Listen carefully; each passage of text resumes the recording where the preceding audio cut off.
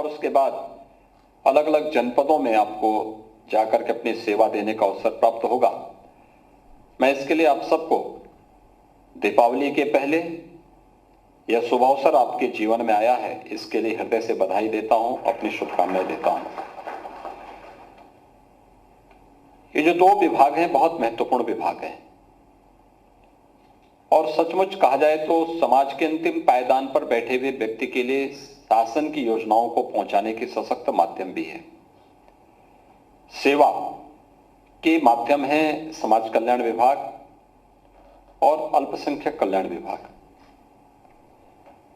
यानी समाज की लगभग 40% आबादी को शासन की योजनाओं से जोड़ने, और अगर उसको मैं देखूंगा और बृहद उसमें देखूं लगभग बहुत बड़ी आबादी 75% आबादी को इसके साथ सीधे जोड़ने का एक माध्यम भी है।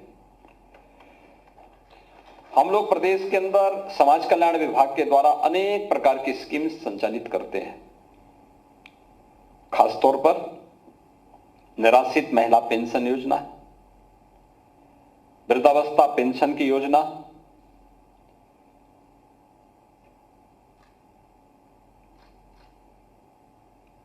छात्रवृत्ति की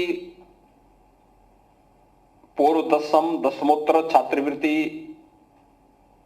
की अनुसूचित जाति, जनजाति, सामान्य जाति, अल्पसंख्यक समुदाय से जुड़े हुए बच्चों के लिए छात्रवृत्ति की स्कीम भी अनुसूचित जाति, जनजाति और सामान्य वर्ग के लिए समाज कल्याण विभाग के द्वारा, अल्पसंख्यक कल्याण विभाग के द्वारा अल्पसंख्यक छात्रों के लिए भी अनेक योजनाएं संचालित हो रही हैं। प्रदेश में एक लोकप्रिय योजना प्रारंभ हुई है, वह है सामूहिक विवाह की योजना, मुख्यमंत्री सामूहिक विवाह की योजना। लगभग 2.25 लाख के आसपास बालिकाओं की शादी अब तक उससे संपन्न हुई और समाज कल्याण विभाग उसका नोडल विभाग है। शादी अनुदान के लिए भी उस गरीब परिवार को शासन के द्वारा अलग से शादी अनुदान दिया जाता है, यह भी समाज कल्याण विभाग ही संचालित करता है। प्रदेश के युवाओं को एक नई दिशा देने के लिए पहले भागीदारी योजना के माध्यम से और उसके साथ सभी लोगों के लिए अभ्युदय कोचिंग योजना भी समाज कल्याण विभाग के द्वारा ही प्रदेश के अंदर संचालित होती है। ऐसे ही अल्पसंख्यक कल्याण विभाग के द्वारा अनेक कार्यक्रम प्रधानमंत्री जन विकास योजना के अंतर्गत, मदरसों के आधुनिकीकरण की योजना के अंतर्गत अन्य तमाम प्रकार से योजनाएं संचालित होती हैं। जिन योजनाओं के कोई वंचित नहीं कर पाएगा, इस संकल्प के साथ जब आगे बढ़ाया गया तो वह आज उसके सार्थक परिणाम हम सबके सामने देखने को मिल रहे हैं। और आपकी चयन की प्रक्रिया भी उसी ईमानदारी और पारदर्शी प्रक्रिया का पार्ट है। जब सरकार यह व्यवस्था आपको दे सकती है तो सरकार की आपसे भी उम्मीद होगी कि इसी ईमानदारी और इसी पारदर्शी तरीके से विभाग के अंदर रह करके आप लोग भी परिणाम देंगे। अभी हमारे समाज कल्याण मंत्री बता रहे थे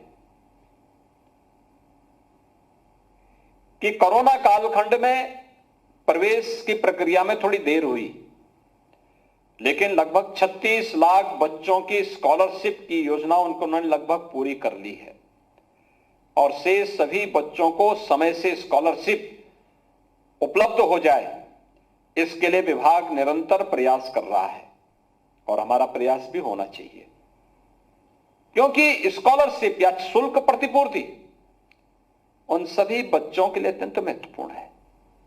वे अनुसूचित जाति, जनजाति के हों, पिछड़ी जाति के हों, सामान्य जाति के हों, अल्पसंख्यक समुदाय के हों। अगर एक छात्रवृत्ति एक बच्चे को जीवन पथ पर आगे बढ़ने के लिए योगदान दे सकती है, सरकार पैसा दे रही है, तो हम विभागीय अधिकारी होने के नाते हमारा दायित्व तो बनता है कि हम 2 कदम आगे बढ़कर के ईमानदारी से उन बच्चों के पास उस सुविधा का लाभ पहुंचा सके। क्योंकि वह बच्चा आज एक छात्र है, कल वह समाज का एक जागरूक नागरिक बनेगा, नेतृत्वकर्ता बनेगा। उसके मन में कहीं भी व्यवस्था के प्रति खोट नहीं आना चाहिए, अविश्वास का भाव नहीं पैदा होना चाहिए।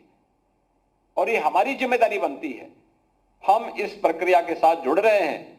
जैसे अभी हमारी इन 3 अभ्यर्थियों ने बताया, 9 चयनित अधिकारियों ने बताया कि इन्होंने समाज कल्याण विभाग के कोचिंग सेंटर से मदद ली और आज उसी विभाग में उन्हें सेवा करने का अवसर प्राप्त हो रहा है। स्वाभाविक रूप से उनके मन में एक विश्वास है, उनके मन में समाज के प्रति एक आस्था का भाव है, उनके मन में समाज के प्रति कुछ कर गुजरने की एक तमन्ना है। बिना भेदभाव के शासन की योजना का लाभ समाज के हर पात्र व्यक्ति को पहुंचना ही चाहिए, शासन की ये मंशा है। और उस मंशा के लिए आपको नियुक्ति की इस प्रक्रिया को हमने इतनी पारदर्शी तरीके से तैयार करने की कार्रवाई की है। आज आप देखते होंगे 2017 के पहले यही उत्तर प्रदेश लोक सेवा आयोग विवाद का एक गढ़ बना हुआ था। कितना विवाद होता था, कितने आरोप लगते थे, सीबीआई जांच होती थी, कोर्ट को उसमें रोक लगानी पड़ती थी। नियुक्ति की प्रक्रिया अगर वही गड़बड़ी होती तो आपका चयन कभी नहीं हो पाता। लटकी होती जी। ये जो 4.5 लाख नियुक्तियां हम लोगों ने की हैं 4.5 वर्ष के अंदर, ये वही नियुक्तियां हैं जिनको पिछली सरकारों के समय में अलग अलग कालखंडों में यानी 10-12 वर्षों के अंदर हो जाना चाहिए था, लेकिन हुआ नहीं। कितना अनर्थ किया है प्रदेश के नौजवानों के साथ। जिन नौजवानों को 5 वर्ष पहले, 7 वर्ष पहले, 10 वर्ष पहले नौकरी मिलनी चाहिए थी, पिछली सरकारों की विसंगतिपूर्ण कार्रवाई के कारण वह कार्य नहीं हो पा रहा था।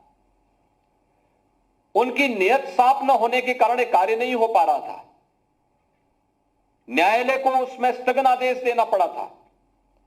हम लोग आए, हमने विसंगति को दूर किया, न्यायालय में शपथ पत्र दाखिल किया, न्यायालय ने परमिशन दी और देखते ही देखते नियुक्ति की प्रक्रिया प्रारंभ हुई। और नियुक्ति की इस प्रक्रिया को प्रारंभ करते करते 4.5 वर्ष में 4.5 लाख नौजवानों को सरकारी नौकरी देने में सफलता प्राप्त हो गई।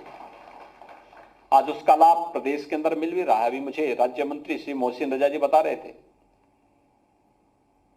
कल आईपीएल में लखनऊ की टीम का भी चयन हुआ है। उत्तर प्रदेश आज देश के अंदर एक नई अर्थव्यवस्था के रूप में जाना जा रहा है। यानी अब उत्तर प्रदेश को लोग इस रूप में मानते हैं कि हां, इसमें संभावना है। और संभावना किस रूप में? उत्तर प्रदेश के अंदर शेयर मार्केट में उत्तर प्रदेश का अपना एक नया भाव सामने आ रहा है। उत्तर प्रदेश के बारे में लोग एक नई उत्सुकता के साथ देख रहे हैं। एक व्यक्ति की नहीं, एक सामूहिकता का प्रयास है, एक टीम वर्क है। शासन, प्रशासन, समाज से जुड़े हुए विभिन्न तबके का सहयोग, विभिन्न संस्थाओं का योगदान, जनता जनार्दन, ये सभी एक साथ जब मिलती है तो परिणाम आता है। और प्रदेश के अंदर टीम वर्क उस रूप में देखने को मिल रहा है। 2016 तक उत्तर प्रदेश देश की 6ठी अर्थव्यवस्था थी। आज उत्तर प्रदेश देश की दूसरी अर्थव्यवस्था हो चुकी है। यानी एक नई उपलब्धि के साथ हम आगे बढ़ रहे हैं। ये संभावना पहले भी थी, पहले इच्छा शक्ति नहीं थी। आज इच्छा शक्ति के साथ उसे आगे बढ़ाया जा रहा है। उत्तर प्रदेश तेजी के साथ उस दिशा में आगे बढ़ रहा है। ईज ऑफ डूइंग बिजनेस में पहले कानून व्यवस्था की बदहाल स्थिति थी। पर्व और त्योहार आते थे, दंगे शुरू हो जाते थे, अराजकता चरम पर थी, अव्यवस्था थी, अराजकता थी, गुंडागिर्दी थी, बहन बेटियां सुरक्षित नहीं होती थी। आज मैं देख रहा था नियुक्ति पत्र लेने के लिए जो बालिकाएं यहां पर आई, उनमें ज्यादातर बालिकाएं आई हैं। यानी ये दिखाती है कि आज वे अपने को हर एक फील्ड में ये मानती है कि हम भी इस फील्ड में काम करेंगे और उस योग्य बन करके अपने को साबित कर रही हैं। क्योंकि इस प्रकार का माहौल उनको प्राप्त हुआ है, परिवार से मिला है, समाज का दायित्व बनता है, सरकार की जिम्मेदारी बनती है। और एक साथ मिलकर के जब काम करते हैं तो परिणाम उस रूप में सामने देखने को मिलता है। हर एक फील्ड में उत्तर प्रदेश आगे बढ़ रहा है।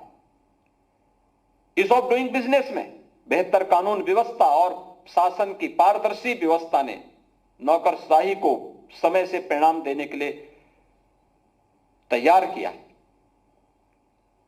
हम 2015-16 में ईज ऑफ डूइंग बिजनेस में देश के अंदर 15वें 16वें स्थान पर थे, आज नंबर 2 स्थान पर है। यानी दुनिया में अगर कोई निवेशक, देश और दुनिया का कोई निवेशक अगर निवेश करना चाहता है, देश के अंदर उसकी टॉप 3 प्रायोरिटी होती है कि कौन 3 स्थानों पर मैं करूंगा, तो उन 3 स्थानों पर उत्तर प्रदेश उनको प्राप्त होता है, उत्तर प्रदेश मिलता है, तो वह भी आकर के उत्तर प्रदेश के अंदर निवेश करता है। कोरोना कालखंड में जब दुनिया पस्त थी, तब हम लोग प्रदेश के अंदर लगभग 65,000 करोड़ रुपए के निवेश प्रस्तावों को जमीनी धरातल पर उतार रहे थे। ये तब जब उस प्रकार का रिफॉर्म किए गए, टीम ने उस प्रकार का परफॉर्म किया, उसका रिजल्ट सामने है, वो सबके सामने फिर, और उस दिशा में एक नया प्रयास प्रारंभ होता हुआ दिखाई दिया है। ईज ऑफ लिविंग में उत्तर प्रदेश देश की उन सभी प्रमुख योजनाओं में 2017 के पहले जिनमें पीछे रहा करता था, किसी में 27वें स्थान पर, किसी में 35वें स्थान पर, किसी में 25वें स्थान पर, किसी में 15 से नीचे तो कभी यूपी का नाम ही नहीं रहा। और आज केंद्र सरकार के द्वारा संचालित योजनाओं में 44 ऐसी योजनाएं हैं जो ईज ऑफ लिविंग को और आसान करती हैं, यानी जीवन की सुगमता को और आसान करती हैं। उसमें उत्तर प्रदेश 44 ऐसे स्थानों पर नंबर 1 पर है, नंबर 1 पर।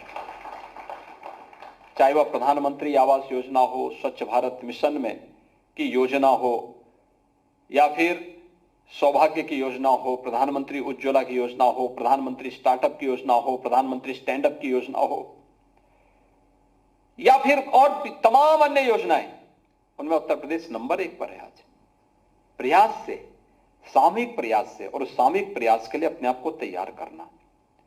कोई व्यक्ति जन्म से सीख के नहीं आता है, लेकिन सोच सकारात्मक होनी चाहिए, और उस सकारात्मक सोच के साथ जब हम आगे बढ़ेंगे,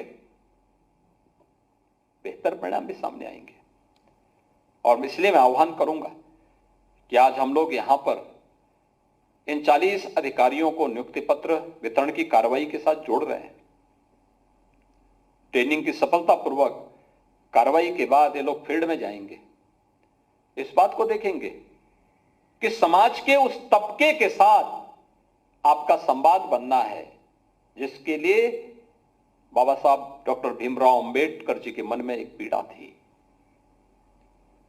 जिसके लिए उन्होंने संविधान में विशेष प्रावधान करके उस समाज को नेतृत्व देने का कार्य किया था और समाज की मुख्य धारा के साथ जोड़ने का कार्य किया था।